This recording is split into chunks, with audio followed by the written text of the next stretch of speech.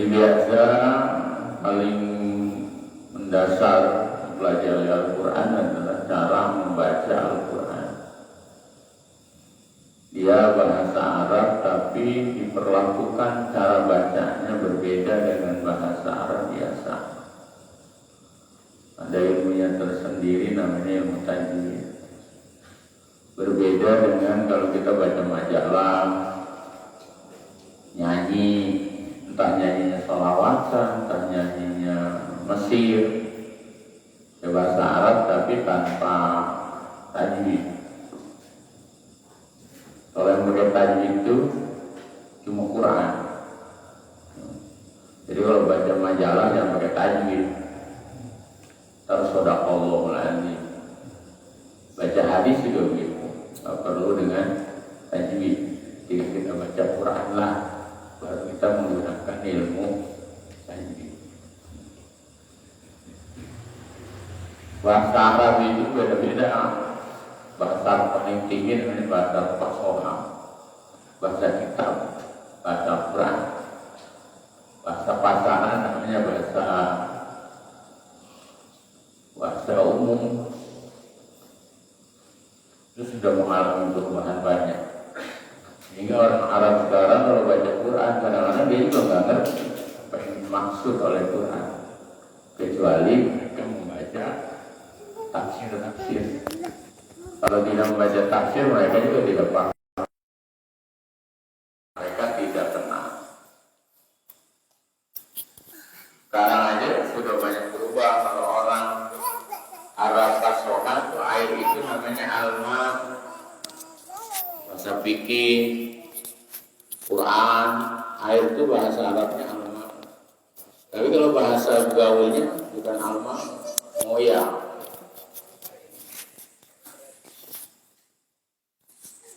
Moya itu bahasa air, tapi dengan bahasa pasaran. Kalau bapak-bapak sendiri juga beli air dengan bahasa Al-Ma'u, mereka nggak ngerti di warung. Tapi kalau ngomong moya, mereka paham bahwa itu beli air. Jadi sekarang mau orang Arab mau apa juga belum tentu ngerti Quran kalau dia tidak mempelajari tafsirnya. Jadi jangan punya asumsi orang Arab tuh bisa bahasa Quran, berbeda. Karena Al-Quran mengandung sastra, bahasa bagus, bahasa tulisan. Nah cara membacanya pun begitu, berbeda dengan bahasa Arab biasa. Dia menggunakan ilmu tajwid namanya. Wa yauma, seperti itu. Ada wawu sukun patah, maka wawunya disebut huruf lain, lembut, lain. Bacanya yauma. Jangan yauma, bukan yauma tapi yauma. Cara melafalkannya begitu. Jangan dipotong langsung yau, bukan yau tapi yauma.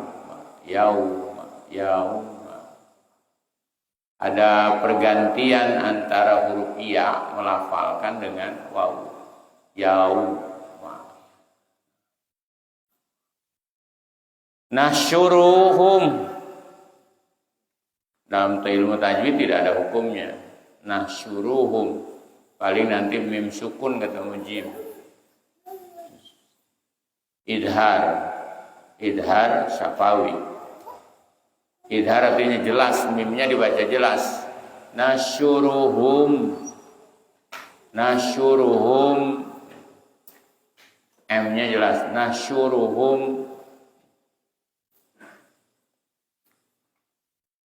Jami'an. Baru ini ada hukum tajwidnya. Kasroh, i, kemudian ada iya, mati. Maka iyanya namanya huruf mad. Mad itu artinya panjang. Jadi mimnya dibaca satu alif, dua ketukan. Jami, udah mafhum semua. Jami'an.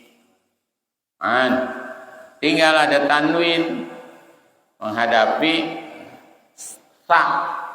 Berarti sa itu termasuk huruf ikhfa. Dibacanya ikhfa. Ikhfa artinya samar. Nunnya tidak boleh jelas, nggak boleh dibaca jami'an summa. Kalau jami'an summa idhar namanya. Nunnya jelas. Dia dibaca samar. Biasanya orang Indonesia rada-rada jami'an. Angnya tuh kemudian disiapin lidah menyebut sa. Jami'an tum. Jadi menekannya sudah menghadapi huruf sa. Jami'an tum. Kayaknya kalau nanti dalam belajar tajwid ikhfa itu ada ikhfa dekat, akrab, ada pertengahan, ada yang paling jauh. Jauh dari mana? Jauh dari pelafalan di tenggorokannya.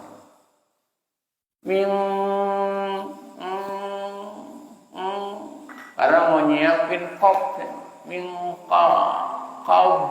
kab. Jadi mingnya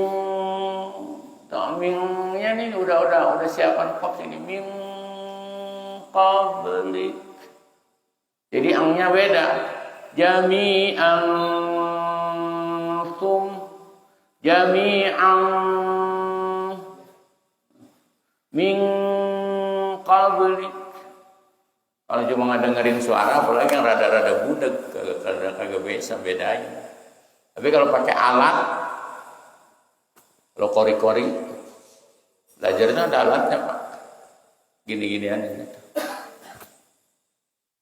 Kayak penyanyi-penyanyi yang sudah profesional, pelafalannya tuh dia punya alat yang membaca makhrij, pelafalan.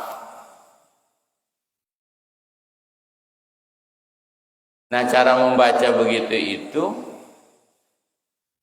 punya ilmunya tersendiri tadi, ilmunya tajwid. Dari kata jawwada yujawidu tajwidan, membaguskan.